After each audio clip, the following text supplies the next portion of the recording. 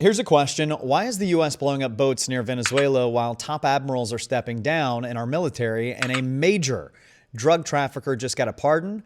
All three of these are actually one story here. I'm going to try and break this down tonight. But the U.S. has carried out more than 20 strikes on what it calls cartel-linked boats near Venezuela. They've killed over 80 people just in the last couple of months.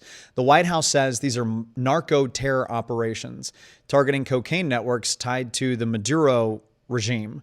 But there's one strike that is raising some serious questions.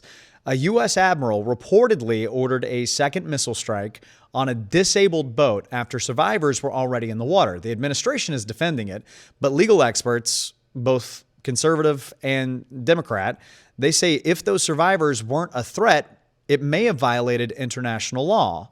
And this is happening as the U.S. is ramping up pressure on the Venezuelan government. And you might be thinking to yourself, why do we care? They're Venezuela, we're the U.S., but it's not about them.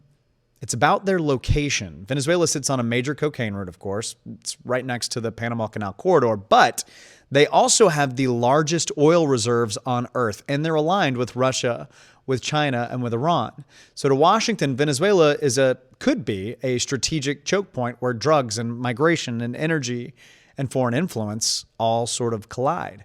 Now, at the same time, as all of this is happening, multiple top admirals and generals are stepping aside or they're being pushed out, including commanders who are connected to these missions. Officials say that their morale is strained, that they're uneasy with how aggressive and how legally gray these operations have become. And just as the administration continues to insist that they're cracking down on these narco-terrorists, and this is a war on drugs, President Trump issued a full pardon to former Honduran President Juan Orlando Hernandez, a man U.S. prosecutors called one of the most significant cocaine traffickers in the hemisphere. Former DEA officials say that move alone undercuts the entire justification for the strikes. And remember quickly here that only Congress can declare a war. The president can order limited strikes, but a sustained campaign that kills dozens without congressional authorization, that is where constitutional alarms go off. And here's the thing that's sort of surprising people is it's not just Democrats that are raising concerns. There's several Republicans in Congress who are demanding answers too, including how that second strike on survivors was approved and whether international law was violated, and why a mission that looks like a war hasn't formally been authorized. You can't fight a war on drugs while pardoning the people who run it.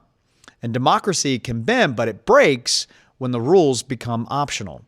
And remember, you can follow me for context and not chaos and all this stuff.